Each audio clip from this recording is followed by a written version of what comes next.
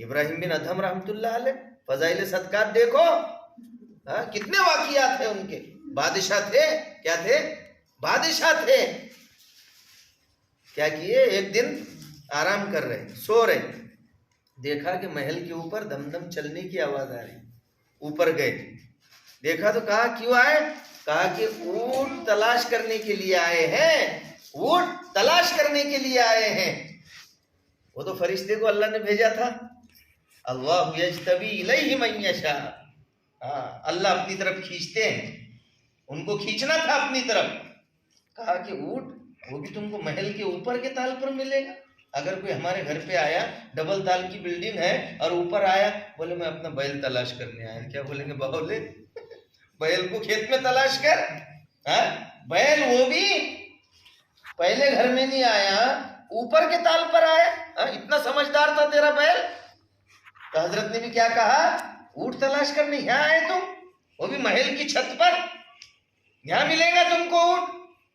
وہ بھی فرشتے تھے، انہوں نے کہا کہ جب ہمارا اونٹ ہم کو یہاں نہیں مل سکتا تو اللہ بھی آپ کو یہاں نہیں ملے گا، اللہ بھی آپ کو یہاں نہیں ملے گا. چوٹ لگی دل پر، چوٹ لگی دل پر. جیسی چوٹ لگی اللہ کے راستے میں نکل گئے. کیا ہو گیا؟ اللہ کے نام پر بادشاہت چھوڑ دی. کیا چھوڑی؟ اللہ کے نام پر بادشاہت چھوڑ دی. تو میرے بھائیوں اور دوستوں، انہوں نے قربانی دی، اللہ تبارک و تعالیٰ نے مہربانی فرمائی. ایک مرتبہ بیٹھے ہوئے، ایک بزرگ بھی ہے، ان کے واسطے جو ہے تو 2 روٹی اور 2 بوٹی اتری. وہ بزرگ کے واسطے 2 روٹی اور 2 بوٹی اتری. انہوں نے کہا آئیے. تو حضرت نے کہا بارک اللہ. کیا کہا؟ بارک اللہ. تھوڑی دیر کے بعد میں دیکھا کہ بڑا شاہی دسترخوان اترا. وہ اترا تھا حضرت ابراہیم بن ادھم کے لیے. شاہی دسترخوان اترا. تو وہ داتا ہے کہ دینے کے لیے، در تیری رحمت کے ہے ہر دم کھلے. جو جتنی بڑی قربانی دے گا اللہ کی اتنی بڑی مہربانی آئے گی.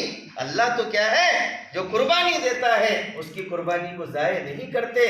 ایک جنگ میں صحابہ نے قربانیاں دی. حضرت جابر رضی اللہ عنہ سے شاگردوں نے پوچھا، ایک جنگ میں شاگردوں نے پوچھا یہ ساری کھجوروں کو جمع کیا گیا، توشے سارے ختم ہو گئے. بخاری شریف کے اندر بھی ہے یہ روایت.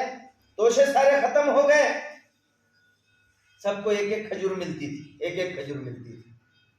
تو شاگردوں نے کہا ایک کھجور سے کیا ہوتا ہوگا؟ بولے جب وہ بھی ختم ہو گئی تب اس کی قدر ہم کو معلوم، تب اس کی قدر ہم کو معلوم ہوئی.